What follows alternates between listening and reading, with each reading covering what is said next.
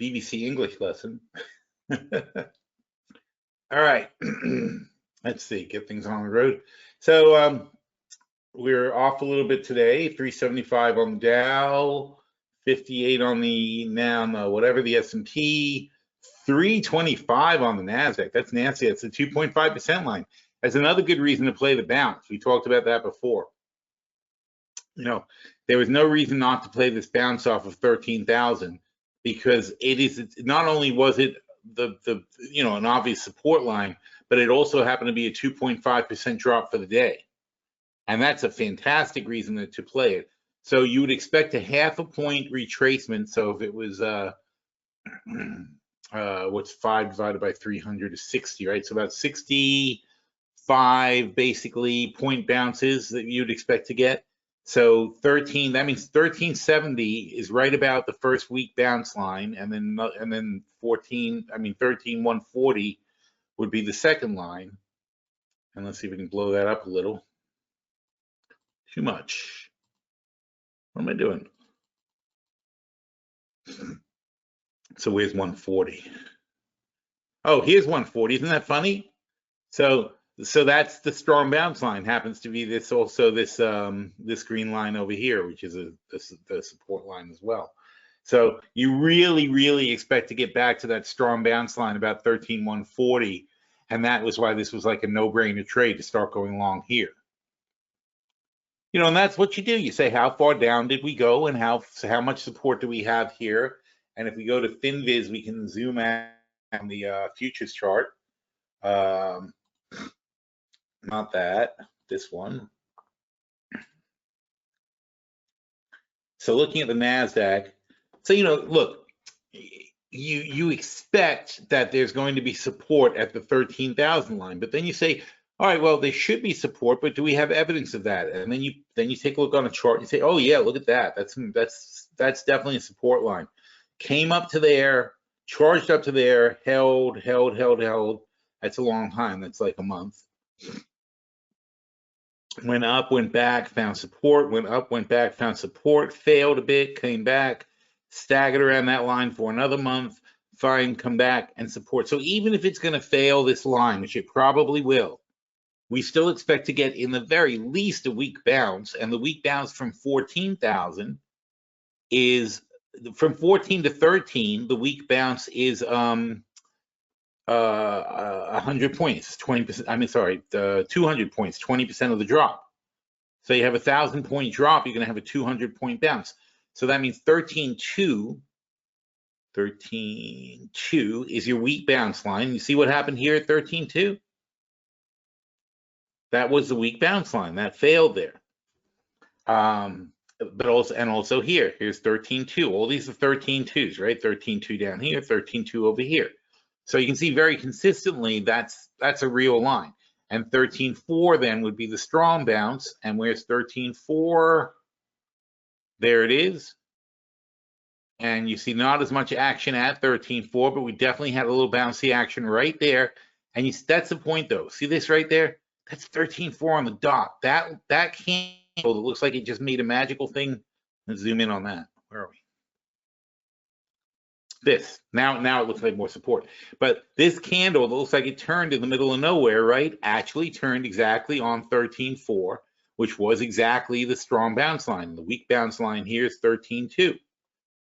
And that's what you want to see. If you're trying to use the 5% rule, you want to see that it confirms itself over and over and over again. And then you say, well, seems pretty freaking likely then that 13.2 is going to be the weak bounce line. And also based on what we're seeing here, it looks like we're into a falling pattern where you're having a bounce, strong bounce, fail, bounce, probably a weak bounce, and fail.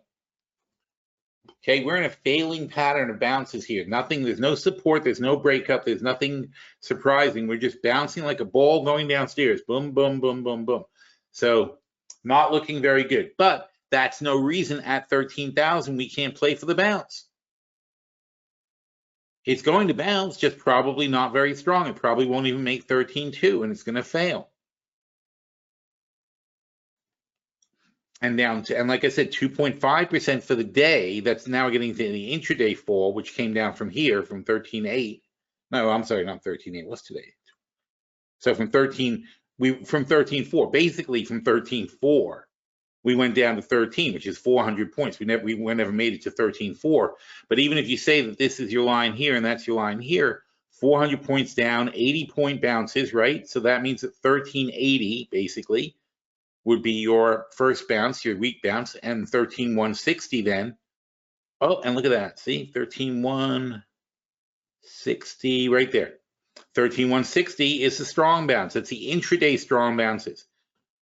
The shorter your time period that you're looking at, the less likely your bounce line is to hold itself. Yeah.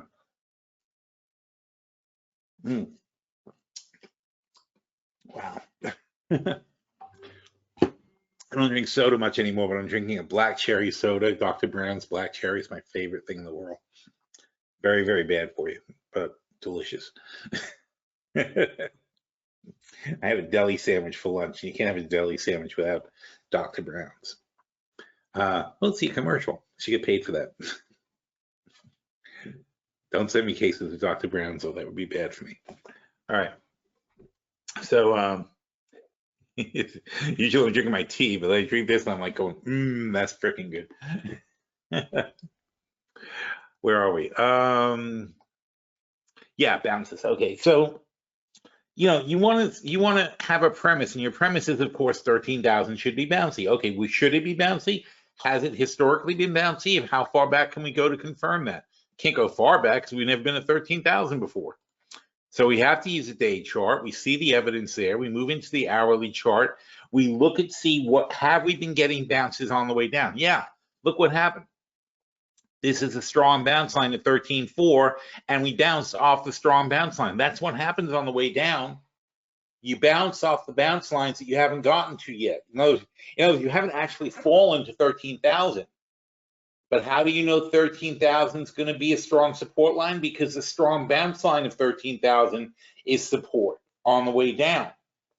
If the strong bounce line acts like support, the theoretical strong bounce line, because again, you haven't actually been to 13,000, but if the theoretical strong bounce line acts as support on the way down, then you can be pretty sure you're not going to go plowing through 13,000 when you get there. It's going to give you a bounce.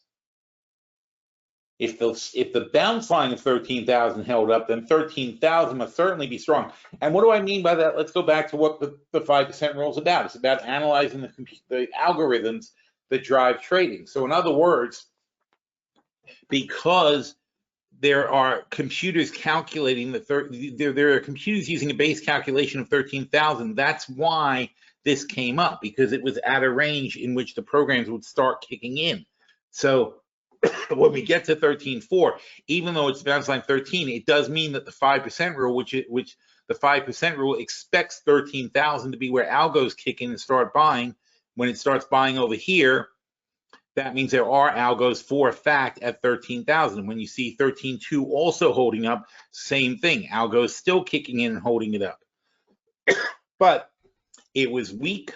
The bounce got progressively weaker and of shorter duration.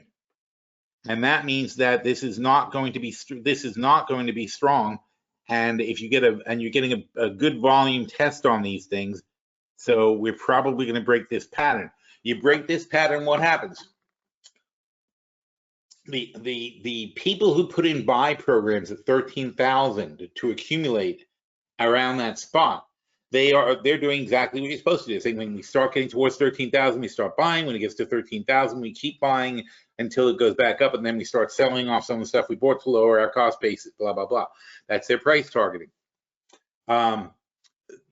What happens, though, is if this fails, and they have failure routines in these things, too, where they say, if it fails to get back above this by this time, then we will become sellers. Then these guys become sellers, and then you're going to find price discovery for the next leg down. And that's why. So that's why when you see a pattern like this, you can see there is not enough support to stave off the selling. These guys don't seem to have the firepower to keep things at any kind of level. So that means these guys will become exhausted. They will be able to buy. They will cause a bounce, but it will be weak, and it will fail 13.2. And the next run down to 13 is almost certainly going to go below 13. And then the question is, what happens below 13? Now we need the bigger chart. So we get out to here, we say, what happens below 13? Well, last time we failed 13, we went down to 12.4 basically. So we did another 1,000-point drop. But we're more concerned with where is significant support. Well, 12 is obviously significant support. It's been holding up around this area for a while, so it's months of support. 11 is a lowland support, right? So if you're looking at it from a question point of view, where did we really consolidate? We really consolidated starting here at 11, right? So the low was 11 and the high was 12, and that channel lasted December. We started testing it in July, so you're talking about August, September, October, November, December, 5 months. You have five months of a channel is a definitely major consolidation. In fact, if you look on the bigger chart, you see basically over here, right? This area. Oh no, is that the one we're talking about? No, I'm sorry. It's this area here. This is the March. So we're talking in this area here, we're at 12 here, and that 11 is down here. So this is this consolidation wave over here is what we're talking about. And clearly it supports at 12, and that makes sense on the NASDAQ because the NASDAQ basically is very geared around the 4, 8, 12 sort of multiples. It goes 4, 8, and 12 the NASDAQ. So that's where you would expect to come back to rest. So 12 should be excellent support for the NASDAQ. We're at 13 now. We're going to see basically another 1,000-point drop down to 12. And then the question is, what happens then? Will we, so you know how M's like to be formed, right, in patterns? So here's your M pattern starting to form. We're going to form the bottom end of the M. This leg here is probably going to look like this leg here coming down. Probably going to be similar. If it's sharper, then you might be dropping much further than you think. But if it's a normal M pattern, that means it's going to look like this. So you have this big candle here that matches this big candle here, and then up and down, and you're going to get smaller candles, but dropping. So we'll see we'll see how closely this gets followed down to 12. Then will 12 hold, or are we going to form the much bigger M pattern, this M pattern, and go all the way back down to 10 or even 8? I don't see 8. 8 doesn't seem likely. I mean, we are recovering, things are better, and so on and so forth. Not likely we're going to go back below 10. But I think 10 is very possible. I mean, 10 is a realistic price for the NASDAQ. 14 is not, and 13 is not, and 12 is not even a realistic price for the NASDAQ. We're trading at 50 times earnings or something like that for the average on these stocks. It's crazy. And I'm not saying they don't deserve to be 25, 30, maybe 30, if some of these stocks are really great growth, but 50, no, I don't think so. That's not right.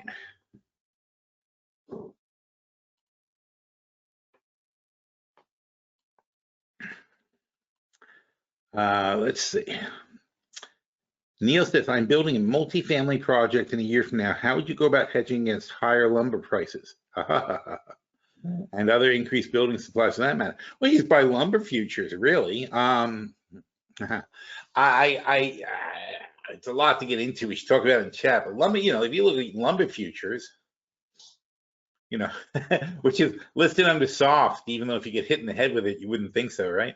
I don't know why they call it soft. So lumber futures, well, first of all, I would not bet this would continue at this rate. Okay, you've got lumber futures, because mills were shut down and logging was shut down and all sorts of things were shut down, and now there's a boost in supply and everybody's starting to order stuff, and it's a large demand drawer against something else. You're talking a year from now this should wash out, to a large extent.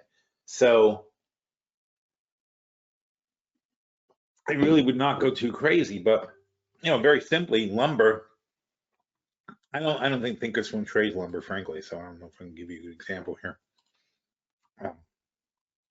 Lumber.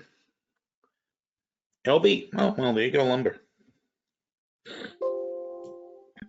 LB. No, see, it doesn't like that.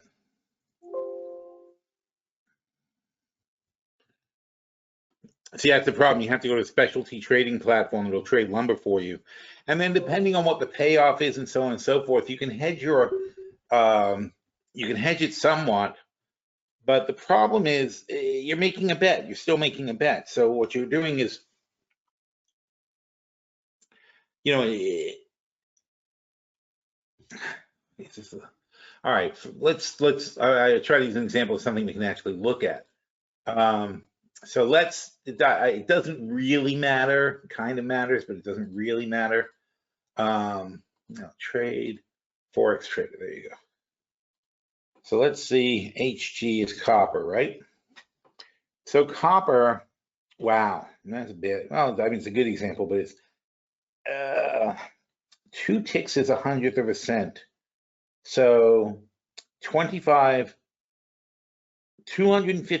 per penny. So lumber is $250 per penny. Not lumber, I'm sorry, copper is $250 per penny. Again, it's going to be drastically different for lumber, but let's just talk about the concept. So if copper is $250 per penny and you're worried about a price increase, then you've got to take a determination of how much money you're worried about. So let's say you want to absorb a good portion of the damage of, if let's just pretend this is lumber, it isn't, but so 476 and otherwise I get confused. So lumber is 476 and you're worried it's going to go to 5, and that's up 25. So you want to test it out and figure out what's going to happen to you. So if you had a hedge, obviously, and you bought one here, you would mitigate the damage from 476 to 5. And how much would you mitigate it from? You're mitigating it by 250 $250 per penny tick. So if it goes up 25 cents, so it's 25 times 250 is 625. So you would make 625. No, that doesn't sound right. 250 times 25 is going to be bigger than 6250. There, that makes more sense. So 6250 is how much money you would make on one contract if it goes up. Now, how many lumbers or whatever the measure is, how many lumbers do you need? So if you've got, let's say, a base of $500,000, well, if you've got a base of $5 million in building supplies, okay, let's say you need $5 million worth of lumber, you're worried the cost will go up to $6 million, costing you $1 million. That means you need $1 million worth of protection. So now you have to take $1 million divided by 6,250, whatever it was. So you need 161 contracts, but you've got to be aware of the fact, though, that if lumber then, now, of course, this is what hedging is all about. So 125 contracts, or whatever, so 160 contracts will do it. Now, the problem, though, is if lumber drops 25% to whatever, you will lose that money. So what you're doing is you're locking in the price if it goes up, but you're also locking in the price if it goes down. So you're going to say, I'm going to pay $476 per lumber, or whatever units it is. I'm going to pay $476, and I'm going to pay $476 whether it goes up or down. That's what the hedge is for. But if this thing drops to $250, your building cost is still going to be $476. So that's why usually you want to just mitigate your damages on the way up, or be careful about it, or you want to stop out, and you want to have very tight stops if it starts going down. You got to be very careful about how you do these hedges, because it's going to cost you the exact same amount on the way down as it makes you on the way up. So you're not just preventing yourself from spending more money, you're preventing yourself from saving money also. So you have to take those kind of hedges very, very seriously. I was going to say you could also contract for the wood in advance, but that doesn't help right now because it's not the best time to do it.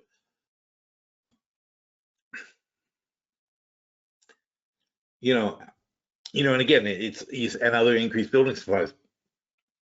You know, you can hedge, you can lock in a price, but hedging is locking in a price because you're basically going to lose as much money if it goes down as if it goes up, as you're going to make if it goes up. So it doesn't, you're locking in today's price. If you think today's price is high, you may want to consider what it is. Now, you know, I know how these things go. I mean, everything's locked in, and the money's ready, and the financing's ready, and you're probably prepping your land and so on and so forth, and you're watching the price of your building materials skyrocket on you. If that's the case, and if your numbers work out where you are now, then maybe you do want to lock some of it in, because you're not spending money for these contracts. You're only obligating yourself through margin, but you do have to have that money on the side in the margin. But you're basically locking in a price. So you can lock in a price on half, you can lock in a price on a quarter, you can lock in a price on a tenth of it. You just have to think about how it's going to work. And honestly, though, I just think you're at a really toppy place in the market to be doing that. So hang on. So if we look at lumber here over the long haul, well, this is the long haul. I mean, that's what's scary. This is the long haul. This is so, you know, when you look at things that do this, right? So here's cotton in 2011. That's what lumber's doing now. Comes out of the blue, right? Something happened and the price spiked up. But when you see the price spike up, you know, 4 times, you know, you have to, you know, another thing about doing the math is you look at your project and you look at the cost and you say, can this be sustained? In other words, how much of this cost is affecting K Hovnavian selling an average home? How much is it affecting, not so much Hovnavian, they sell high-end homes, but, you know, Beezer homes, somebody like that. It's like people who sell average homes to average people. How much is this really pushing the cost of the homes up? And is it actually affordable? And then you have to start calculating in the rising rates that are going to make the mortgages cost more money. So, you know, at a certain point, this cannot continue. Demand will drop. And you know the demand is artificial right now, and it's probably not going to stay this way for another year. It's a little hard to tell with Biden, though, because of the, you know, the infrastructure and everything else he wants to do. It may keep a strain up on building materials. But, you know, it's a weird kind of market, and it's really hard to plan for. But I just honestly don't see how that can be sustained for an entire year. And I know it's a huge leap of faith when you're at the back end of the barrel. And I know that you know, a month ago or whatever the monthly. So I know a month ago you must have been saying, oh, it shouldn't get any higher than this. And now here you are, you know, 40%, 50% higher than it was then. And it just seems insane. And now you're saying, well, oh my God, another 50% like that, and I can't even build my building.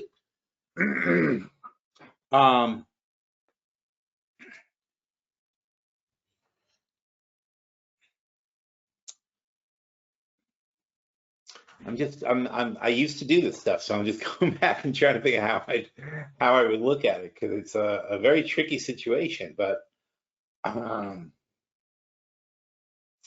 guess it depends on, you know, what kind of commitments you actually have in place and how locked into them you are, because obviously there's the potential to abandon the project if it becomes, you know, if it becomes unprofitable to build. That's going to cost you, how much damage does that cause, and so on and so forth. And if you're already so far into it that you have to build, and that you've got, you know, you've got locked up things, and you've already sold part of it, or you've already taken money in, blah blah blah blah.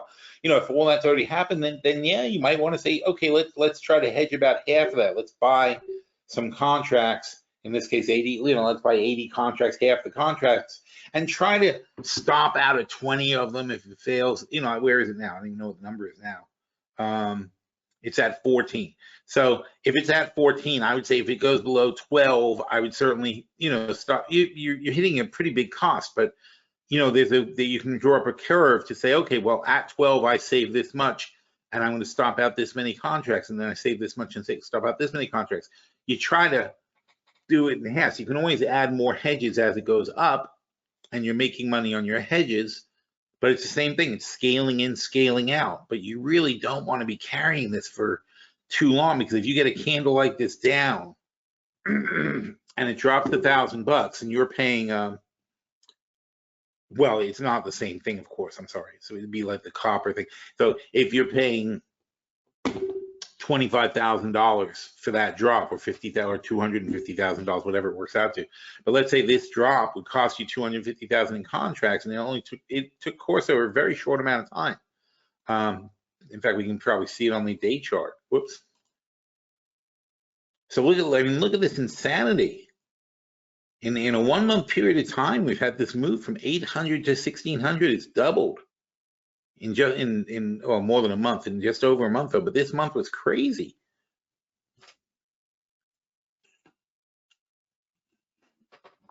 So what do we do? But the same way you can't sustain that, you're sure as hell going to be sad if you're shorting it and it flies down on you.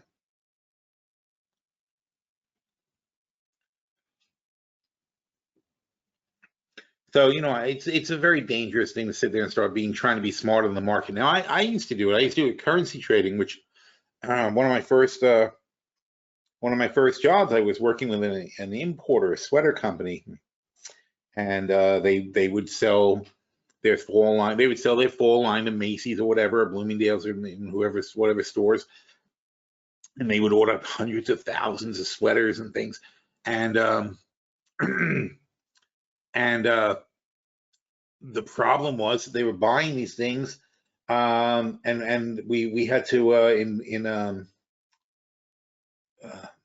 you know, there were parts of Asia and stuff like that, and we would have wons and bahts and things like that we would have to transfer the currencies, and we didn't know what the currency was going to be when we were doing the trade. So I started doing currency hedging, you know, to balance out the cost. So when we would take the order, we would hedge the currency against the order, and again, it would be some, you know, to some extent, it's kind of like the way I play the butterfly portfolio. It's like you're not really trying to gamble, but sometimes something's really obvious, so you do gamble. So we actually did very well in our currency trading. Wasn't intentional, but you know, sometimes there are just situations you take advantage of, and this would be kind of the same thing where you just want to have that a little bit of a steadying to it to try to keep it even, so that you know what you're dealing with. But you know, once you're here already, you're locking in high prices. That's the thing. If we were talking about low prices, it'd be a whole different conversation. I'd be like, yeah, lock it down, blah, blah, blah. You know, it's like, if you can lock in, like when oil was $30 or whatever the hell oil was, like a few months ago. When was oil earlier?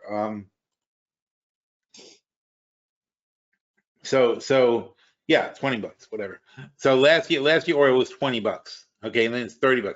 I don't, for the life of me, understand why airlines and many people who use oil, when oil is down to $20, why are they not just buying all the futures?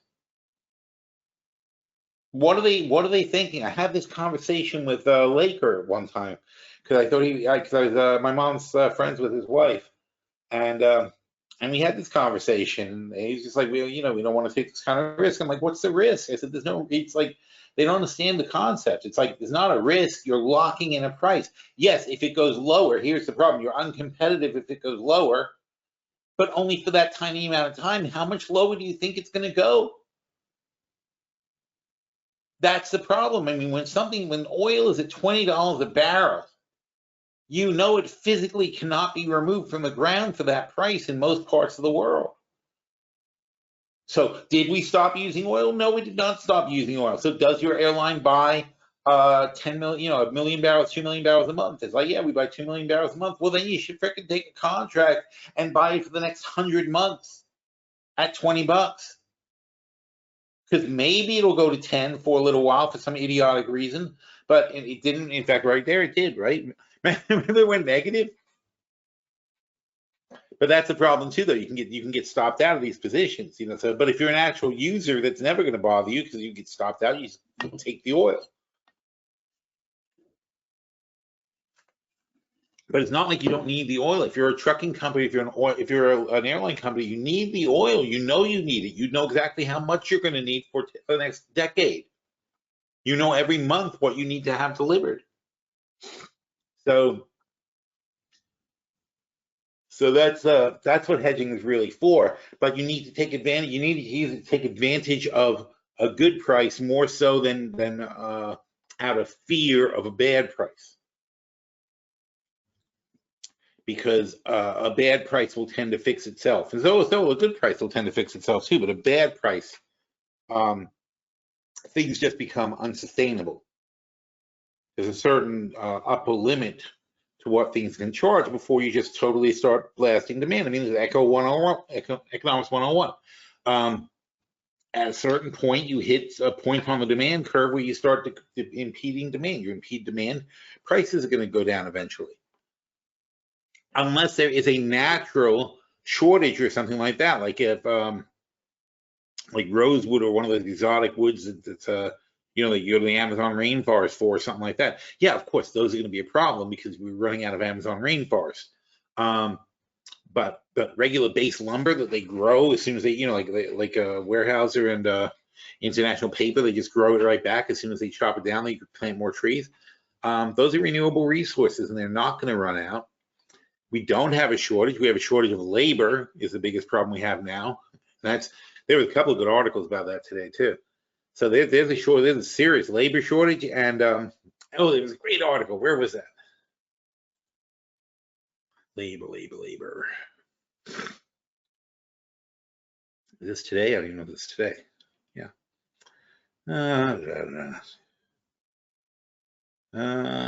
Oh, here you go. Workers make truthful signs about why employers are facing staff shortages.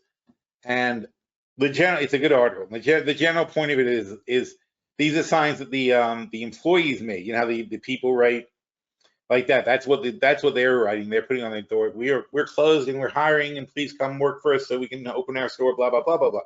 And the employees are sort of like striking back and saying, you know why we're closed? Because the management's a bunch of pricks who don't pay us, Well, what does it say? It's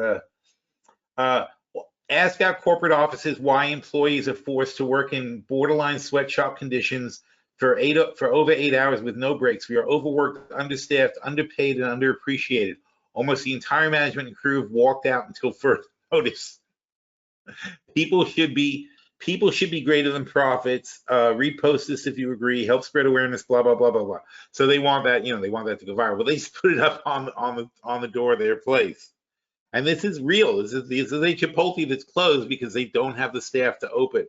Wendy's closed because they don't have the staff to open. Chuck E. Cheese closed, no staff to open. This is happening all over the country. And part of it is these places are still paying $8, $10, $11, minimum wages, where the states where minimum wages haven't gone up. The workers are basically being like, screw you. And by the way, this is not being covered by the media because the media is sponsored by the people who pay these workers slave wages. It's never going to end. It's just an amazing thing. So, there's an incredible lack of coverage of this issue, but this is happening all over the place. I like that one a lot. The choices the boss has made. So all these pay them $15. How do you get more workers? Pay them $15. Pay them for sick leave. Give them child care. Give them raises and benefits. Offer living wages. Living wages. And then what button do they press all the time? Lazy. They're lazy. Don't hire them. And these companies have to do it because they basically will not pay these people. You've seen that. You've seen an entire political movement based on that. They will not pay these people better wages because those are sticky. You start paying people higher wages and you will never get out of it, and your company will be giving profit to the worker. That is sick. That is socialism. Imagine that, giving a share of your corporate profits to the workers. I mean, this is exactly what Marx was talking about. This is what's wrong with capitalism, that we strive to treat the workers like machines. And when we can replace the workers with machines, we will gleefully do so, because in no way, shape, or form is the benefit of the worker a part of the thought process of the corporation. The corporation does not exist in any way, shape, or form to help the workers. And where was that? Oh, Jupiter something. Yeah, there's a show, there's some superhero show on like Netflix or Amazon, something Jupiter or something. Anyway, so it takes place in the beginning in the Depression, parts of it in the, right when the market crashes. And it's funny because they have this concept where like these guys who own a factory, there's a brother, two brothers and the father and one of the brothers are, they want to expand the business and create jobs and look out for the workers, and they're nice bosses and everything else. But the younger brother, who he wants to lay everybody, he's looking, he sees the signs for the market crash and everything, and he wants to not invest in new factories and lay people off and tighten things up and get ready for calamity. And of course they don't listen to him, and everything explodes because they're expanding right when the market crashes and so on and so forth, and everything falls apart. And it's interesting that that's the story you hear, that these do-gooders are bad for the corporations and so on and so forth. But then you got companies like Costco who pay, really good wages and stuff, and they're like, we don't know what you're talking about. We have full staff, we have happy workers, we have people who work their jobs for 10 years at a time, like the floor people. They're thrilled. They have family members. They bring in family members and get them to work there. We don't even recruit people. Like, everybody wants to work at Costco, and our labor costs are high, but the productivity we get from these people is off the charts, and it makes up for it. These other places aren't even willing to try that concept, and and it's an odd thing, and they just you're getting blowback now, the kind of blowback we haven't had since the 30s, 40s, when the On the Waterfront days, back in that Brando movie, On the Waterfront, when people in the labor movement first started and people were striking, and the government and the businesses together, the police and the businesses, would crack skulls, literally, and jail people and so on and so forth for daring to ask for proper wages, for daring to ask for benefits.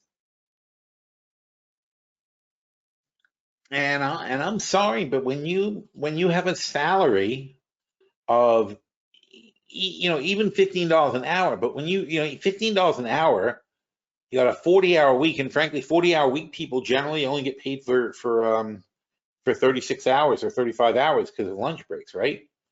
So if you're getting paid 35 times 15 for the week, it's $525. And let's say after taxes, maybe $450. I don't think there's very much tax, but let's say $450 after tax. So minus 75 for taxes, so $450. And that's what you got to figure out how to live on. That's how you have to pay your medical insurance. That's how you have to pay your auto insurance. Otherwise, how are you getting to work? And if you're not paying your auto insurance, you don't have a car, then you're somehow getting to work back and forth all the time. And even if you take a bus, and we have shit public transportation systems, so even if you're taking a bus, you're still going to spend $4 or $5 a day on the bus a day. So let's say it's $5 a day times 20 days that you work. That's $100 just to get to work. And if you have a car, it isn't much different, right? So whether you have a car or whether you have to take the bus, it's going to be about $100 out of each paycheck to take a bus. And even if you say 50, now you're left with $400 a week to spend. So everybody who has $400 a month medical, raise your hand. Anybody who has $800 a month medical, raise your hand. All right. So let's pretend that your medical insurance is only $800 a month. And this is, again, you're single, you have no kids, you have nothing, right? So let's say you spend $800 a month on medical insurance. And let's say, or let's say it's I don't even know, maybe let's say you had a minimal plan and you're throwing the dice. I mean, let's say you spend only $400. So there's $1/4 quarter of your paycheck gone on medical insurance. Now, how about rent? You can get a $400 apartment. So even if you get a $400 apartment and $400 medical insurance, you now have $800 left to spend for the month. Total. Got 30 days in a month, so you got roughly about 20 bucks a day to spend. That's a minimum wage job. That's a minimum wage lifestyle. So who the hell can afford that?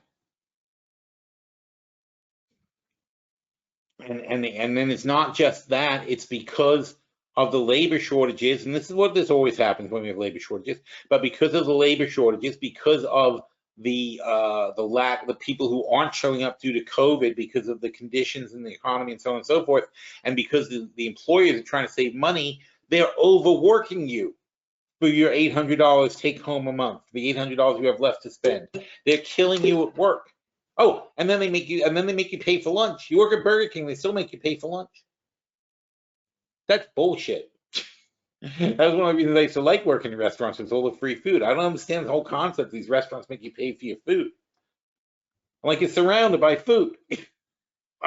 It's just unbelievable amounts of food. You can't spare any. You know, I understand I can't have the steak, but I was like, can I at least have a freaking like some noodles? Can I have something like a substance? Can I have a rice bowl? I mean, anything. So that's crazy to me.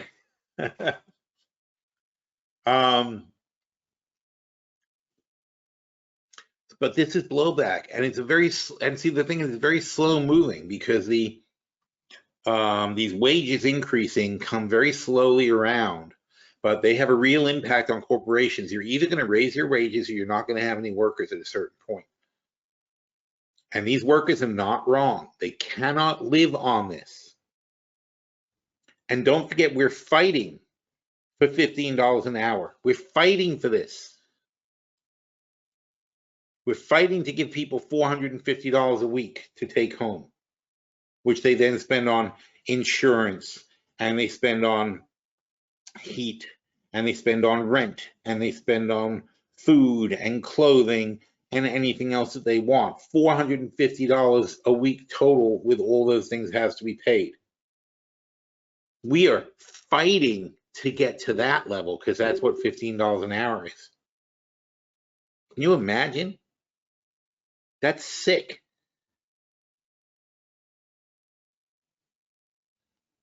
My daughter is paying $1,100. Both of my daughters are paying about $1,100 a month for their apartment. My one daughter is sharing with 5 other girls. They're in Hoboken. They have a $5,500 a month apartment, and there's 5 of them in it. They got 5 kids sleeping in an apartment for $5,500. They're happy as clams. I mean, they could not be more happy with this place. But they're so thrilled that they found a place they all fit in. But still, $1,100 a month in there, and believe me, you could not be trying harder than them to save money. You know, they are trying not to spend any money, whatever, and that's where they're at. And not because they're poor, but because they would rather spend their money on partying. So, you know, they're right next to they're in Stevens. Jackie's in Stevens, my little one, and they're right across the river from New York. So they are basically always looking for action. And it's you know, and Hoboken's wonderful, but it's expensive. And but they're also, I mean, they just got this place like this week. They're so happy. It's amazing. But I was happy too. I mean, when I moved out and I became an RA in my dorm because in my second year I became an RA because I wanted to live for free because I was paying for my own college. And so I did that to get my free. You get a single and you get it for free. That was a really big benefit. So I did that, and then when I moved out with my friends, we also had 5 people in our house at the time, and it was the greatest. That first off-campus house was like the coolest thing. And that was back in the days too. That was when it really was fun every night. Anyway, where are we? So bottom line is labor problems getting bigger, not being covered very much in the press. Who's even this article from? This is a board panel. This is a blog. These are bloggers. Very, very good article by a blogger. And oops, wrong thing.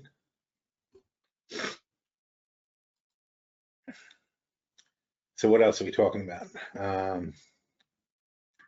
Brendan says, where do indexes find solid support? Well, we talked about the NASDAQ, so they're all going to follow around the same areas. Neil says, are there lumber ETFs that you could create hedged option strategies for lumber? I don't know. Honestly, I don't. This is certainly not a field of expertise of mine. If you find one, or we'll talk about it more in the chat, we'll figure it out. Let's see. And there's Weyerhaeuser, and there's International Paper. You know, figure out who makes the raw material lumber, and we can invest. You know, you can go by guys like that. But again, you know, it's a little toppy, so you got to be careful what you're buying. Malai says that you recommended PHM a couple of weeks back. Did I? I don't remember that. Okay, so they're home builders. Look, with lumber prices so high, won't that cause a dent in their earnings? I don't know what lumber costs compared to everything else. I don't know what percentage of a housing that the lumber cost is. I mean, I know that working on projects, it was not even something we would talk about. So I don't think so. But on the other hand, you wouldn't talk about it when it's the normal historic, you know, 400 per whatever the hell it is. I mean, that's the thing. I don't even know. I mean, honestly, I don't even know enough about lumber to know what it's being measured in. But you know, historically over the long haul, it's 200, 300, 400. You know, so the the difference. I'm not going to talk about something at 400, but when it gets to 12 and 1600, suddenly I'm like, that's something. It's like you don't worry about the cost of tomatoes, right? Because you use them, but they're not a big deal because you're only using like 10 in a salad, and you know they come in crates of not crates, you know, those little. There must be 30. I'm just going by my own consumption. There's like 30 of them in a little plastic thing, and you put maybe 10 into a salad. I mean, I like the cherry tomatoes, and so I mean, what does the thing cost? It costs like $4, maybe $3-4 for the tomatoes. And if it were $5, would I stop buying them? No, but if it were $10, I'd kind of look at it and be like, really? So, you know, that's the thing. That's what I'm talking about. So, you know, I don't know how much it matters, but it does start to matter.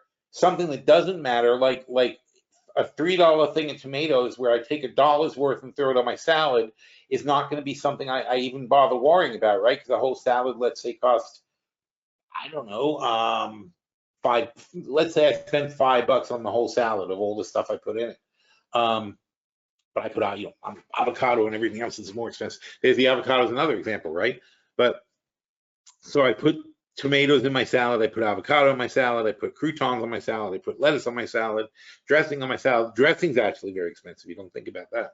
I put dressing on the salad and mozzarella on the salad. That's also expensive. So it adds up. Now I want a salad. All right. Anyway, so now I'm in the mood for a salad. But the bottom line is none of those things matter much because they're all basically, I'm using about $1 of each thing. But if one of them suddenly went up to $5 and doubled the cost of my salad, I'd either start thinking salads are too expensive to make, or I'd maybe isolate that one thing and say, can't use that anymore. Now, you can't not use lumber in the house, but this is the example is more like this is how the runaway cost of one item can double the cost of your materials. So even if lumber is a piece of all the things that you use, if lumber suddenly becomes 3, 4, 5 times more expensive, all of a sudden that can start to matter.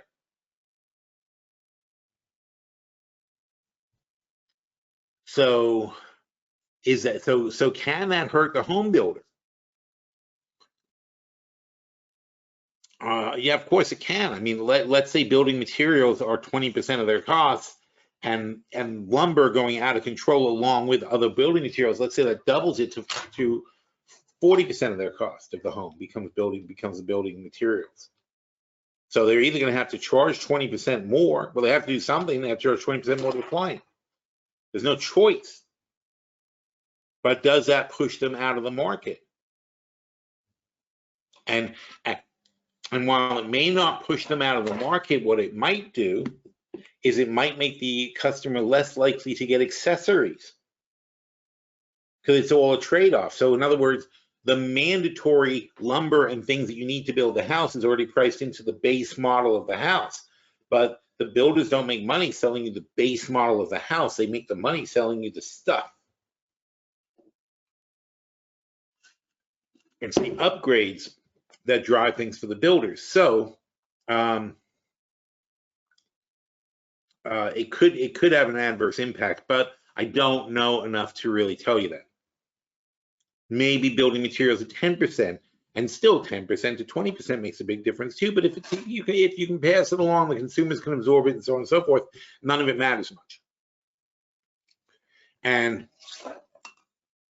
you may think that's a big deal, because it seems like a big deal for a home builder. But on the other hand, if you said, Coca-Cola costs 25 cents to make, and 2.5 cents of that is the cocoa beans that they put in it, or whatever the hell they put in. I don't even know if it's cocoa beans, but whatever they put in Coca-Cola, used to be cocaine. At one point that got expensive, so they stopped that. So if the cocoa plant or whatever they used to make the Coca-Cola syrup went from 2.5 cents to 5 cents, and that caused their total ingredient cost to go up from 5 cents to 7.5 cents or something like that, would they pass that along to the consumer? Sure they would. Who the hell cares? And so, because it seems like a lot of money in a house, you think it's not, but it's still the same percentage. 5% is 5%. Doesn't matter how you slice it. That's what you're passing along. Does cause disruptions though.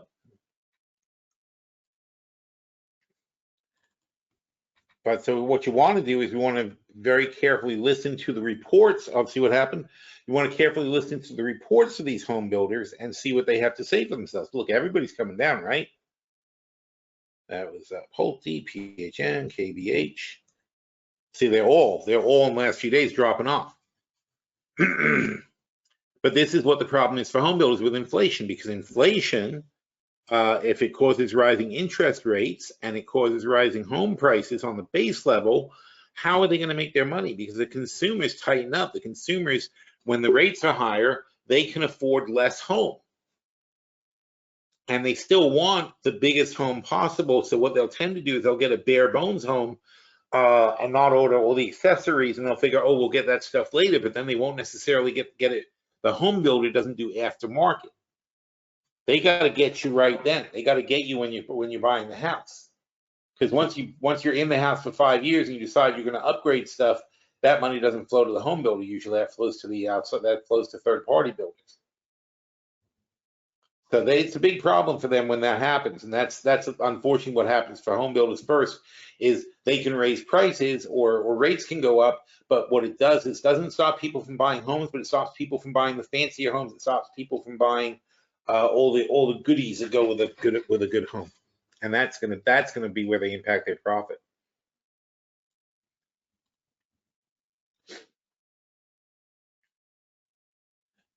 And Neil says, I understand his stresses. Yeah, I've been there. And Malai says the average cost of a home is expected. The average new home cost is expected to go up by 24 to 35,000, so 5%. Yeah, that makes sense. I mean, I don't know if homes are 500,000. Probably it could be close. Somewhere between 5 and 10%. That makes sense. And all right, good. That's good information, though. All right. All right, my voice is holding up, but I do need some tea now because I ran out of my black cherry soda. So I'll be right back after a quick trip to the kitchen.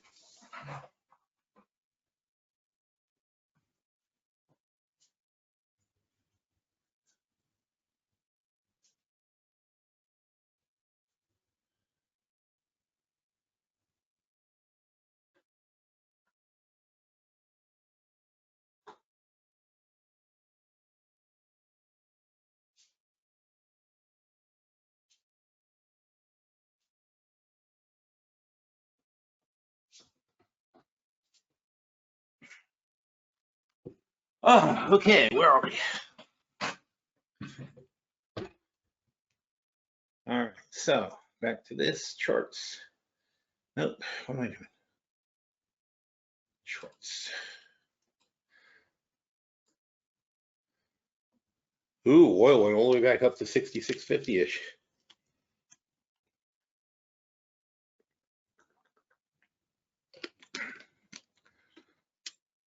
We played that before at 66.50, got a ride down to 66, and we stopped out over here. So that's okay. I don't see how this, the problem is end of the month is Memorial Day, and or is it Labor Day? It's one of those days. Memorial Day, I think. And so we have a holiday weekend, and theoretically that starts some driving season. It can't possibly be good. It's probably be better than last year, but it's not going to be good compared to a normal year.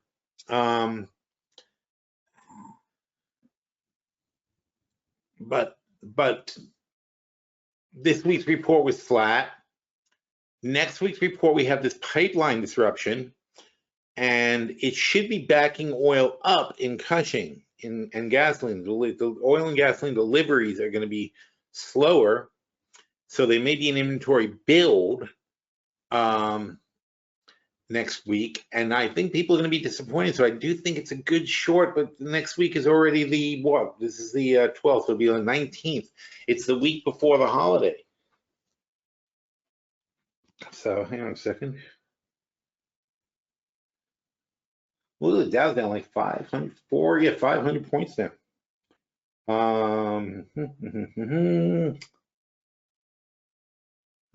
When is Memorial Day?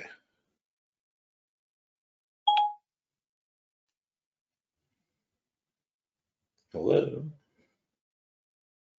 What is fast today? Ask Siri. Isn't that interesting? Let me try this in Google. Taking forever. What the hell?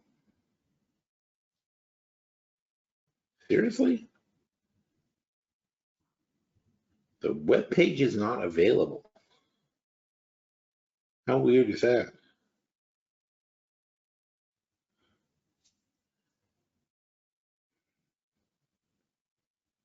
Huh. When is Memorial Day? Must be one moment. Must be a connection problem. Working on that. Something went wrong. Yeah. Please. That's interesting. Sorry, all distracted by my broken computer now. What's going on with you? I'm disconnecting and reconnecting the Wi-Fi. Yeah. When is Memorial Day? Memorial Day is on Monday, May 31st, 2021. Thank you. All right, so what did we decide? Next week is the 19th, and so the week after that is the 26th, and then it's Memorial Day. So is that enough time? Do we want to be short? I want to be short oil into next week. If from 60, I gotta say I'd rather play it than not. So I think still at 66.50. If you want to get back in, I still think it's worthwhile. If we're up there. And as we expected, we had the weak bounce on the Nasdaq, and now we're back close to 13,000. The Dow is, look how ugly that is. Go back to the other charts.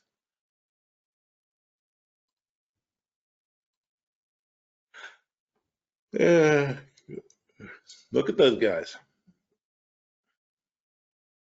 I mean, the Russell's already at the March lows. So I don't think there's much stopping these guys. I think we're coming down. That's a big drop ahead for the S&P, big drop for the Nasdaq. We come back to the March lows, we're going to be down 2,500 points. That's ugly. Look at the Nikkei, well below. Look at the VIX coming back fast, 25. All right. Gotta love that. And we're going to really shake up the portfolios. Make big differences. Where was I? Yeah. Questions? Any questions?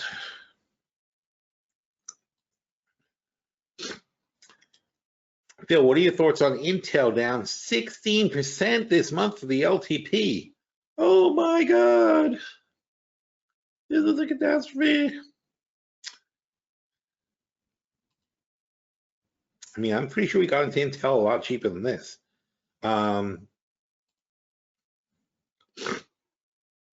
Let's see. Hello.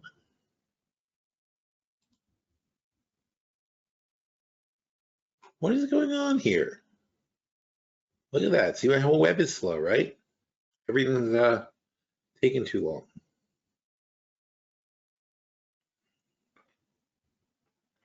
I don't know why.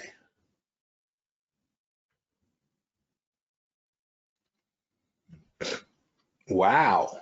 All right, let's find something else to do. It's terrible. See what the news is while we're waiting. See if that works.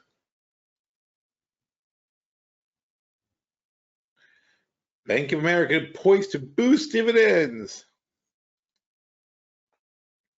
Airbus building A320 planes.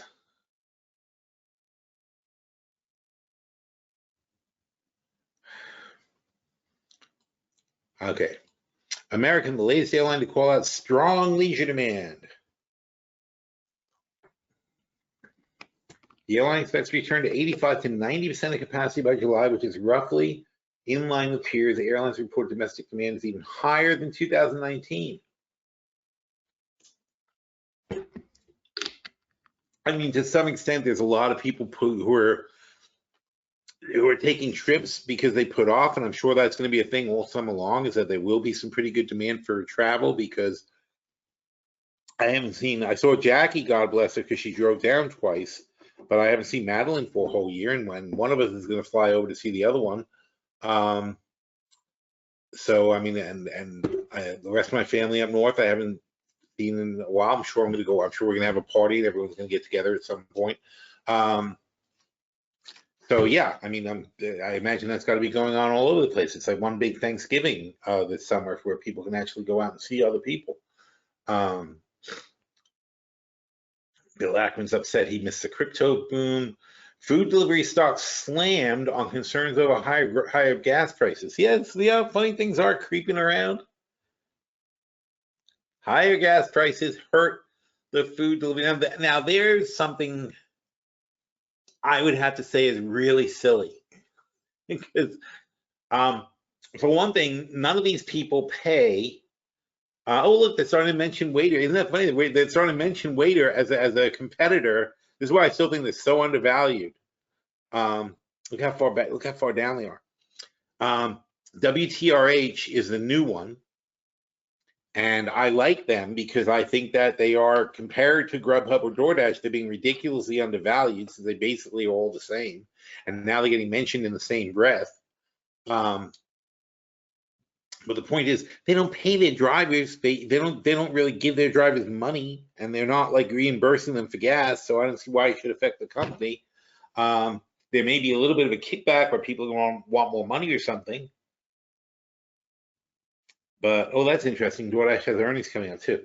But holy cow, how much money do you really think that is in the whole process? I mean, these people are driving.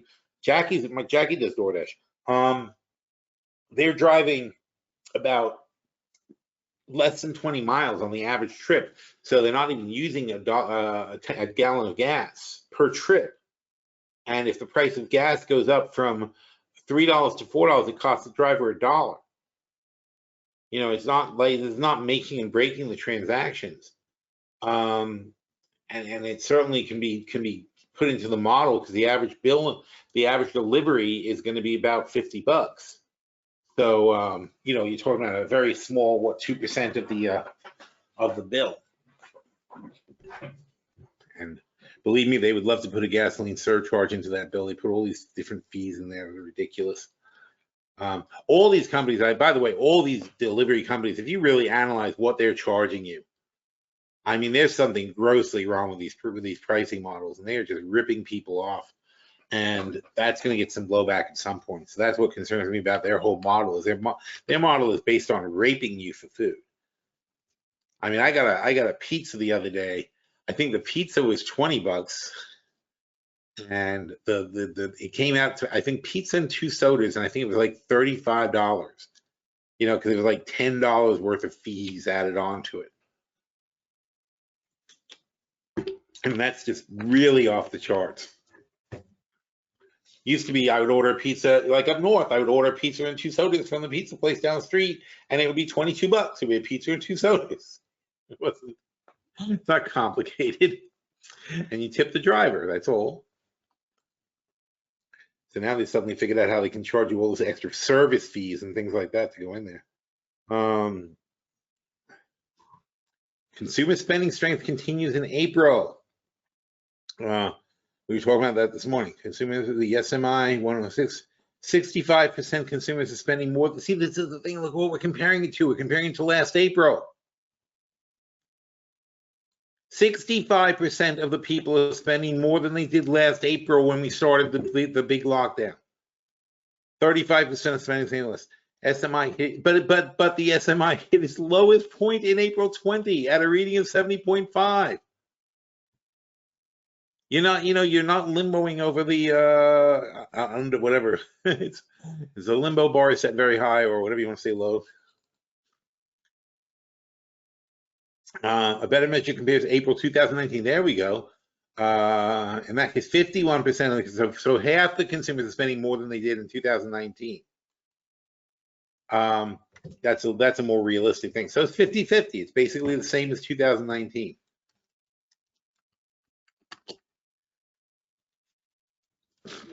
SMI strong reading provides advantages. See, I mean, again, it all has this positive spin to it that it shouldn't really be there.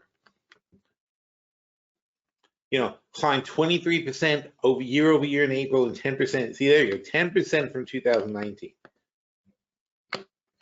And that's, again, 10% after we all got big fat checks in March. It's not impressive. So we'll see.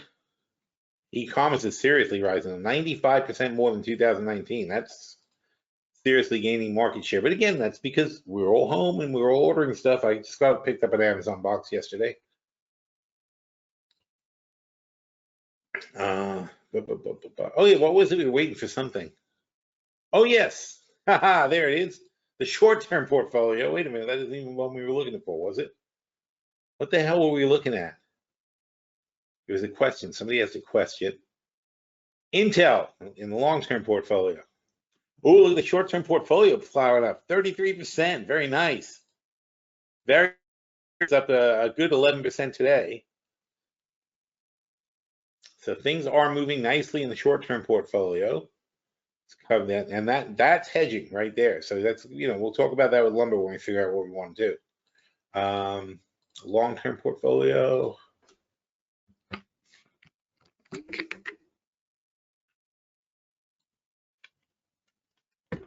Long-term portfolio really well.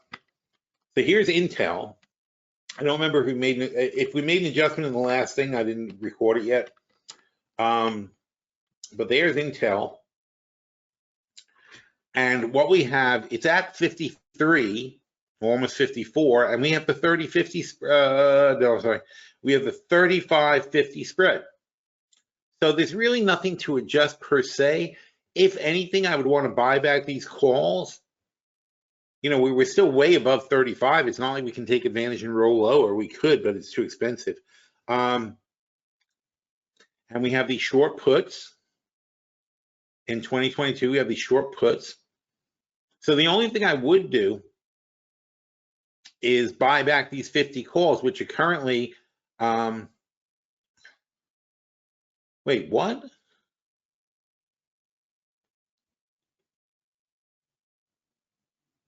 Oh no, we're still so far above.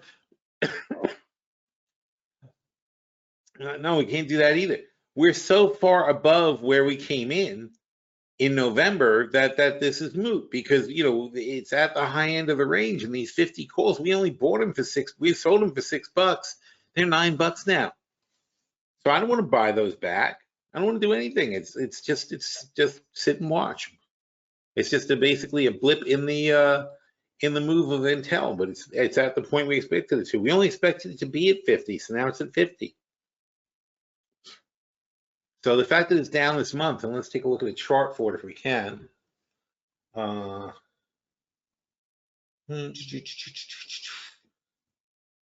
there you go.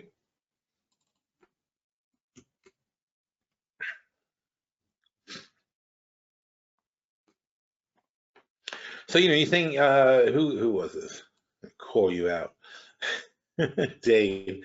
So David says, it's down 16% for the month. So should we make an adjustment on Intel? I don't care. We bought it here in November. We bought it when it was at 45. I don't give a shit what it does at 53. This was all just silly. I've been saying it's silly the whole time it's been here. Not Intel in particular. I've been saying the whole market is silly. And now it's coming back to a level where we were comfortable with it. We only bet that it would be above 50 down here. We bet it would be above 50 in 2 years. I still think it's going to be above 50 in 2 years, and we're going to make the full amount on our spread, but there's no reason to adjust it now. It went stupidly higher. It wasn't worth cashing out the last time we looked at it, so we just let it go. And now it's had a big pullback, but there's nothing to do about it. We hadn't sold any calls against it or done anything else that we need to adjust. So we're just going to wait and see what happens.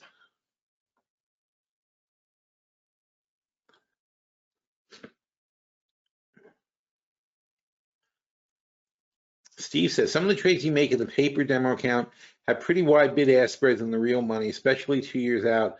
I just wondered if you have any tips for managing these low volume trades in the accounts. Do you have anything different in your real money account? No, I mean, honestly, I think the thing that you got, the thing I see people doing more than anything is they don't scale into the position. We talk about this as far as scaling in just means take a few. Don't go for the whole position all at once. And think about what you're trying to accomplish.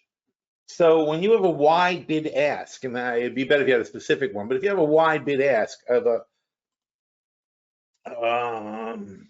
shoot, let's see.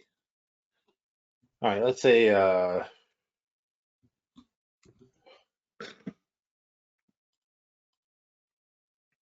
here's Chipotle. That's a good example. Okay.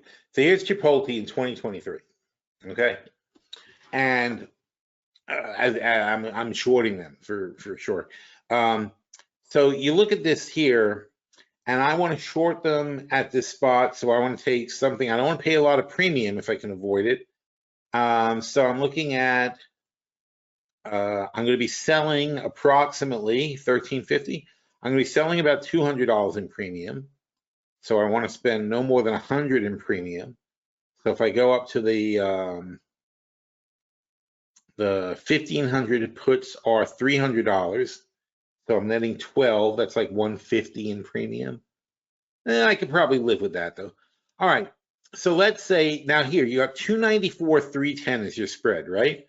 So first of all, you want to take a look at historically on a chart, which is not going to show up here unfortunately because it's not set up right. You want to look at the chart and see how big of a spread is that, and you also want to look at the stock itself and think about what kind of all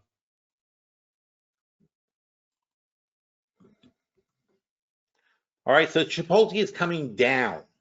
Do I think it's going to bounce? Do I think this is the best spot to buy now, or do I think it's going to go higher? If I think it's at a low, I may not want to race in and buy my long puts, right? Because my long puts are going to be priced a lot higher than they were before the stock started dropping. You have to think about that. If I think it's going to bounce here, in fact, I may want to sell the short puts first, even though I want to be short Chipotle. Right now, I'm getting a very good price. And again, you've got to look at the history of the prices, but I'm getting a very good price on the $1,300 puts because the $1,300 puts are 181, 195. So let's say I can get 190 for these. All right. So I'm thinking to myself, you know what? I would like to, if I can sell this for 190, that's pretty good. Now, how much are the January 300 puts, 1300 puts? They are 117, 115, let's say, or something like that. So I can sell these for 190, or I can sell those for 115. I think I'm going to still want to stick to these for 190 bucks. So I want to sell these. So what I would do is probably start off, if I want it to be 10, if I want to have a 10 spread on that, I might want to sell 5 of these right now for 190 something. Not these, the 1300. So step number 1, Chipotle's down 45 bucks today. I want to see if I can get $190 for these puts. I offer 5. Once I get 5 and they fill, now I want to fill these guys, okay? If the stock is still going down, I'm going to try to fill them pretty quickly because I don't want to mess up my spread. Because right now it's roughly $110, $120 spread. I mean, $110 probably dollars spread. So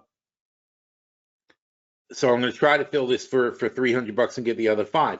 If it drops fast, $5 or something like that, I might want to quickly grab it just to lock in that spread. But then I'll try again on the next 5, and I'll try to get a better price on each side if I can. And there's less of an urgency because I already have half the spread filled. But if all goes well, what's going to happen is I'm going to fill the $1,300 puts and get my 190. Then it'll bounce, and when it bounces, I'll fill this for 275 instead of 290. And again, it's the same thing though. You got to watch the chart, watch the lines, think about your points of resistance, and try to pick a good entry. And if I get a really good price, I might want to do more. You know, you have to think about, why is something going down? Is it going to continue going down? Is it going to find support? Is it going to get resistance? All the stuff we were talking about at the beginning about the NASDAQ, it's the same thing you want to do on every stock that you're looking at. But when you're entering, you have to say, what is my overall purpose? What am I trying to accomplish? If I'm trying to accomplish shorting Chipotle, then when I get a good dip, I want to sell the short puts. When it goes against me the other way, I want to buy the long puts. I want to pay less money in each leg, not more. But you've got to pay attention to the channel that your stock is in and see what's realistic. Let's see if we can get a bigger chart.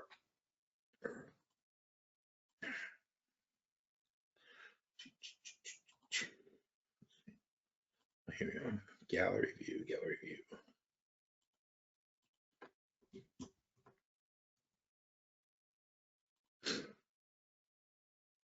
So where is Chipotle? See, here's the 200-day moving average. We're a little bit below it, but that's a sudden move today. It's probably going to correct, not necessarily going to correct, because frankly, I think it's an overvalued piece of crap. So if it goes down to 12, I wouldn't be surprised. But I feel good enough. I don't mind selling 5 of the. Now here's the thing. If I sell 5 of the, what do we say we're going to sell? Or what the hell puts were we selling? I forgot now. Was it the 12s?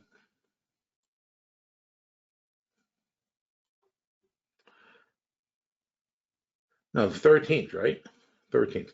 So if I sell 5 of the 1,300 puts for 190, okay?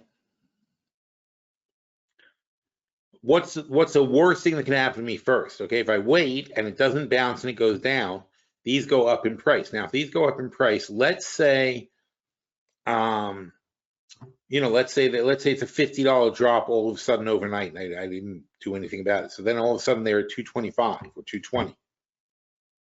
Okay, so I'm $30 down. But then I would roll them then I would roll them, because I want it to be 10 and 10 anyway. I'm going to roll them to, let's say 10 of the, what's 110 bucks? The 1140s.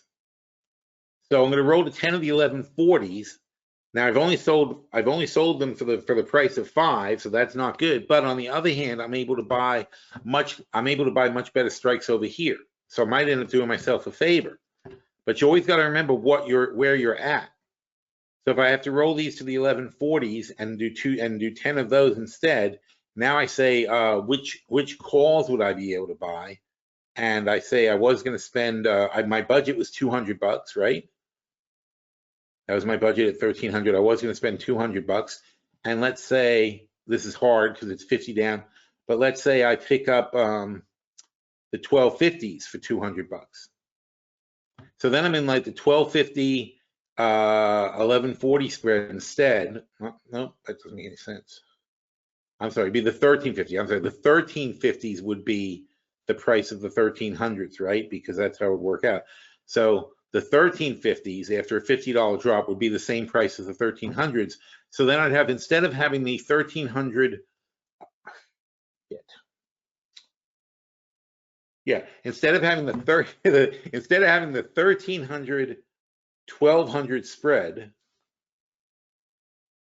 God damn, this is confusing. 1300s, and we were going to sell, no, we were going to sell the 13s. I'm sorry, 15.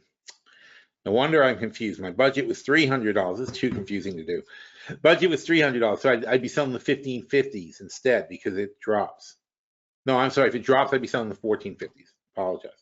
So the 1450s would creep up to that price. I would buy the 1450s instead, and I would have the 1450 1250 spread instead of the $1,500, $1,300 spread for the same price I planned on having.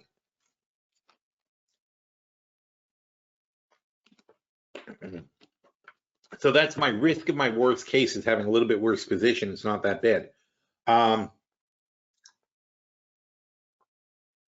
So you just say, well, you know, how much risk am I taking? What's my maximum damage? If that's worrisome, if the amount's too much, then just do 2 at a time instead of doing 5 at a time. Do 2 at a time. But work your way into it and try to get the best price you can, and just understand that these things go in a channel. You don't have to fill every single leg every single day. Okay, the stock moves wildly up and down these channels. All the stocks do. And you can see Chipotle 15, 13, 15, 14, 15, 13, 50. They move up and down hundreds of dollars. So when it's at this point in the channel, it's a high expectation it's going to bounce back at least a little bit. Even if it keeps going down lower, it's still probably going to bounce back to here. It's going to retest the 200-day moving average from the bottom. So this is an excellent time to sell puts. It's a terrible time to buy puts. Don't buy puts, sell puts. You know, construct your trade. We want to sell the short puts, and we also want to sell some calls. It's a terrible time to sell calls because you're not getting a good price. Wait till it bounces to sell calls. Just like we just did with W this morning, right? I mean, talk about legging into a spread. We waited weeks for this. Oh, that's funny, by the way. Look what happened. Somebody read my article today on W. Look what happened to it. Right at the bell, people start selling the crap out of that thing. But that's the point. I saw this price, and I said yesterday when we were talking about it, I'm like, oh, we got to remember to sell W. That's like, you know, it's just so overpriced again. I couldn't believe it came back this much. You know, it was up here. We started shorting it in this range around here in March, and it went up a little bit, but then it started cracking down. We sold the April 320 calls, and they expired pretty much worthless. And you know, we sold it when it was going up. This is the whole point, right? We sold them when they were going up. We bought them back when they were going down, when they were just about dead. Then it went way down. And I bought back. I don't know. I forgot what I did. We did something anyway. I said we got to wait. I said we're going to wait until it bounces. And now it bounced, and exactly doing what we said we were going to do is we then sold the calls again. That's how you play it. You have to recognize your channels and play the channel. And don't do it with every position all at once, because you'll kill yourself. But if you've got a position that you're filling, then fill it and be patient and fill it inside the channel. Sell the things you want to sell at the top and buy the things you want to buy at the bottom, and make the intelligent moves when you're entering. Don't just randomly try to get everything at once. That doesn't make any sense. You can accumulate your position over time, and especially these long-term positions. You know, unless we're way off in our premise, unless we are fundamentally wrong about what's happening to the stock, these things are going to correct themselves. I mean, look at Wayfair also. It really hasn't gone anywhere since last year, right? This is all up and down around the 300 line. So whatever price I want to pay in this range, I should be able to pay if I just wait a bit. The only time it's going to really matter is when it cracks below, if the 200-day moving average cracks, then you say, well, maybe it's a whole new ball game now. Maybe we can't count on this stuff anymore. But as long as the 200-day moving average is holding up, and it did not hold up there, but as long as it's generally holding up, you can say, okay, this is probably going to be channel bound in here, up and down around here. In that case, I know where to buy, I know where to sell. That's how you got to play these things. If you're not taking advantage of that, you're missing out a lot of fun on the market. All right, now my voice is going. So, excuse me. Just see how things look. I think we're probably stabilizing a little bit. Yeah, we're holding up over here. We're holding up over here. We're holding up. Oh, there's another chance to go along with 13. We missed. It's fun, right? See, that's the point. Bouncy. It's gonna. Now the thing is, if we can't get back over this line, if we're not up to that, and we have a weaker bounce, and it's going down, it means that we're probably going to be in trouble into the weekend. So things are going to get interesting. See, channels. Look, see, here's the money again.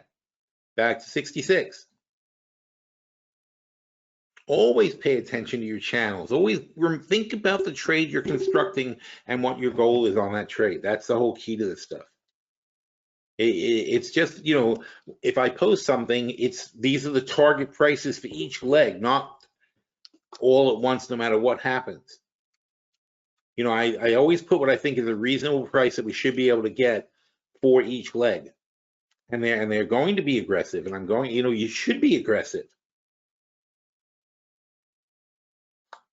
You can always give up and sell a lower strike or something like that and take a little bit less profit in the end, but still get your money and still have the trade in the budget that you had for it.